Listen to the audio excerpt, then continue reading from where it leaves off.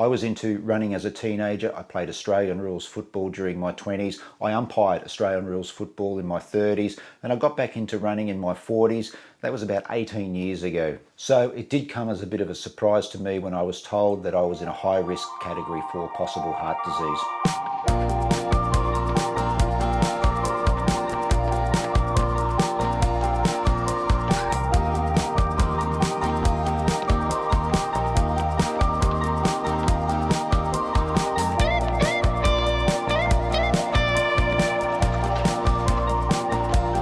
I have spoken here on the channel over the past 12 or 18 months many times about my medical condition, but in this video I just want to dive a little bit deeper into that, share with you how I got here and why this little pill is killing my running. I am going to share with you results of tests I have had, compare some running sessions from pre-medication, post-medication, and one more recently to show you how the medication has affected my running.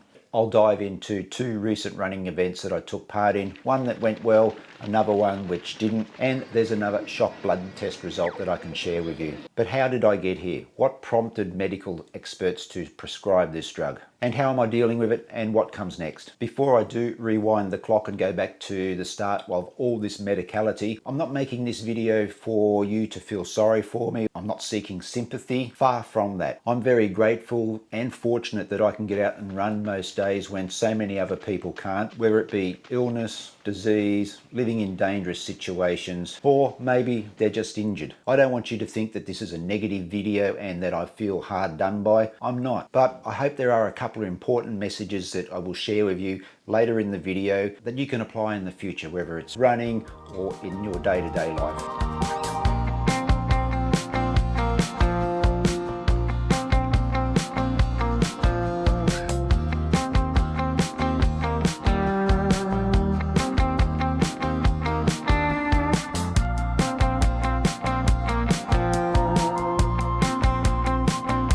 Okay, let's go back to where all this medicality started. I had a sleep study. In fact, we'll go back a little bit before this sleep study. My doctor referred me to a specialist to discuss my sleep patterns because I was getting 7 or 8 hours of really good sleep each night, but I was feeling tired during the day and I just didn't feel 100%.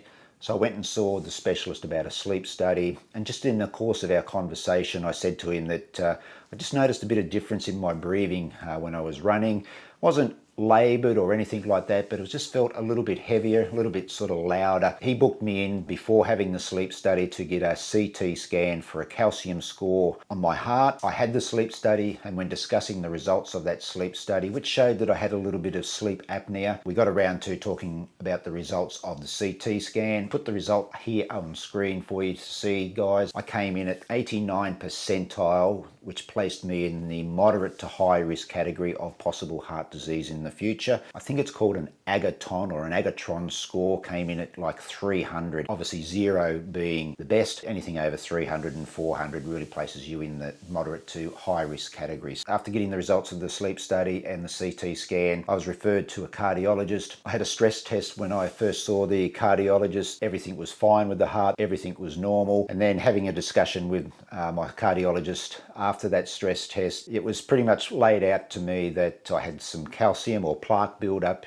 in some of my arteries around the heart. I think it was the aortic root. So that placed me in that 89th percentile, which was pretty high. You could have knocked me over with a feather because, as I said earlier in the video, guys, I've lived a pretty healthy lifestyle. I've been fit for most of my adult life, and to think that, yeah, I could have some possible heart disease down the track came as a real shock. So the wash up from that was that he prescribed me a statin drug, Crossuva, a small dosage, 5 milligrams. Now, he said some of the side effects would be some muscle aches, some restless legs at night, especially in bed. I experienced all that definitely in the first few months. My running really did suffer in those first few months as well. It just felt like every day I was running with marathon legs. They were heavy, they were tired, really uncomfortable. But after a few months, it did settle down. I'm not sure whether I just got used to the drug or whether I just got used to running with that tired, heavy leg feeling.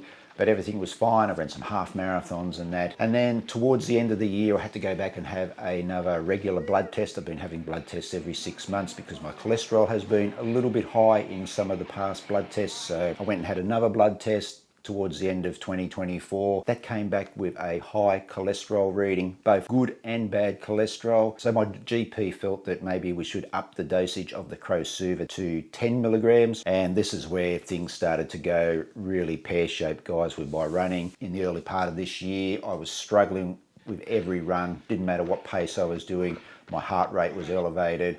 I was fatiguing after probably 15 minutes of any sort of exercise. Even mowing the lawn and edging the garden was a bit of a stretch as well. I was really struggling. The Run Army 10 kilometre fun run or event came around towards the end of March. I'd been on the 10 milligrams of the Crowsuva for about 2 months, maybe 3 months, and yeah, it was a total disaster. I was fatigued right throughout the whole run. It was quite a hilly run and I walked several times. Just thought to myself after that run, after having so many walk breaks and really struggling up hills and down hills and pretty much everywhere else in the run, something had to give. I had a half marathon to run the next week down in Hobart where I was pacing the 2-hour group, and I thought to myself, I can't let the people down that are running around that 2-hour group. I had to go off the medication. I thought I've just got to do the exercise, I've got to do the experiment. So I went off the medication for about 5 days before the Hobart marathon, half marathon, and it was just a complete transformation. There was no fatigue.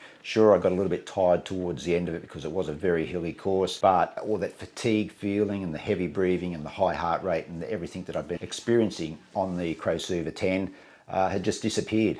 So I thought to myself then, okay, well, I've got to go back to the GP, discuss about going back to a lower dosage. As it turned out, I had another blood test after Hobart for obviously the cholesterol reading, and since then I have been back to see my GP and get the result of that blood test. Now, before I show you the results of that blood test and my meeting with my GP, let's just compare a couple of sessions that I have done over the past 2 years in regards to post-medication, pre-medication, and one that I did not so long ago. I tried to pick sessions that I had done using the same course over the same sort of distance, and I'll put them up here on screen, guys. And as you can see here, from your left to your right, one was back from 2022, which was about 6 weeks or so before the Melbourne Marathon, when I ran my last sub-3 marathon. You can see there that my heart rate was reasonably low. I was holding a nice pace at that low heart rate level. The next one across is after the post-medication. I'd been on that medication for a few months. You can see there that my heart rate is a little bit higher than the previous session that I did pre-marathon. Also, my pace has slowed. And the final one was only a few weeks ago. And you can see there that the heart rate is quite elevated. The pace is even slower. Yeah, that was just the effects of the higher dosage of medications. The medication has definitely made a huge difference to my running over the past 12 or 18 months. But it's a catch-22, isn't it? You know, if I'm not on the medication, then obviously my risk of possible heart disease goes up into the future. If I keep taking the drug, then obviously it has the health benefits of maybe keeping me safe from heart disease down the road. So it was obvious to me that I needed to discuss this with my GP and come up with a solution or a workaround. Yeah, just so I could feel a little bit better. I'm about to go and see my doctor to get the results of a blood test that I did not that long ago. Also going to talk to him about getting a lower dosage for that drug that I'm on, hopefully dropping back down to 5 milligrams, which I was on before. Yeah, so I'll let you know how I get on. All right, I've just seen my doctor. Some interesting results there. My blood test came back and showed that my cholesterol has gone up. My bad cholesterol, the LDL, not sure what that stands for. I'll put it here on screen, guys. Has also gone up, so that's a little bit of a concern. There was a little bit of irregularity too with my liver, but he did suggest that maybe if I had been sick, had the flu or something around the time of the blood test, that may have been the cause. I got the flu the day after having this blood test, so there was nothing to worry there. In regards to the Crowsuva, the 10 milligrams that I'm on, spoke to him about that. He suggested that I try a different statin. He has now put me on a statin called Lipitor, and that is not as potent as the Crowsuva. So I've got to try that now for about 3 or 4 months, go back and have another blood test, and then yeah, we'll see what's happening with that cholesterol. Around about the same time as I get that blood test too, I go back and see my cardiologist. So we'll get a fair idea what's going on, and hopefully that the slower or less potent Lipitor will do the trick and just help me maybe not fatigue quite as much. So yeah, fingers crossed. We'll just see what happens from here on.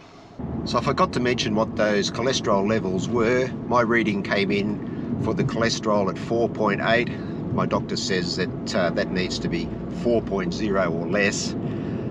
That bad cholesterol, the LDL, mine was 3.0. Doctor says it should be 2.0 or less. Okay, so that was about a week ago since seeing the doctor. I've already started on the Lipitor medication. I feel much better. I've had a few runs. Obviously the knee's still an issue, but that's a subject for another video. If I'm not feeling fatigued or anything when I'm running, I feel a little bit more live. So far so good with the medication. Lipitor.